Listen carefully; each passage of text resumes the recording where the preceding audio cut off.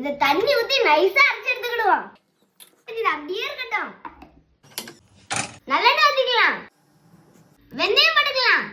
கடுகு போட்டுக்கலாம். ஒரு 5 பல்லு பூண்டு போட்டுக்கிடுவோம். இப்போ சின்ன வெங்காயம் போட்டுக்கலாம். இது கூடவே 2 பச்சை மிளகாய், கொஞ்சம் கருவேப்பிலை. நல்லா வதங்கிடுச்சு. இப்போ தக்காளி சேர்த்துக்கலாம். குழம்பு மசாலா தூள் போட்டுக்கலாம். இந்த மசாலா வந்து எங்க ஏரியாவில் உள்ள எல்லா சந்தையிலுமே கிடைக்கும். மசாலா தூள் போட்டுட்டு அடுப்பு குறைச்சி வச்சு கிண்டுங்க, எல்லாம் அடி பிடிச்சிரும். 1 நிமிஷம் கிண்டி இருக்கோம். நல்லா வாசனையா இருக்கு. இப்போ அரைச்சி வச்சு தேங்காய் சேர்த்துக்கலாம். மிக்ஸி ஜார கழுவி ஊத்திக்கிடுவோம். இப்போ கரைச்சி வச்ச புளி சேர்த்துக்கலாம். குழம்பு நல்லா காயணும், அதனால தேவையான அளவு தண்ணி ஊத்திக்கலாம். நல்லா கொதிக்கட்டும். பாருங்க குழம்பு காஞ்சிருச்சு. இப்போ மீன் போட்டுக்கலாம். மீன் போட்டுக்கலாம். மடியில உப்பு போட்டுக்கலாம். இப்போ போடுங்க. கடைசியா இப்போ உப்பு போட்டுக்கலாம். நம்ம உப்பு கரெக்டா போட்டாதான் மீன்லயும் உப்பு பிடிக்கும். டேஸ்டும் சூப்பரா இருக்கும்.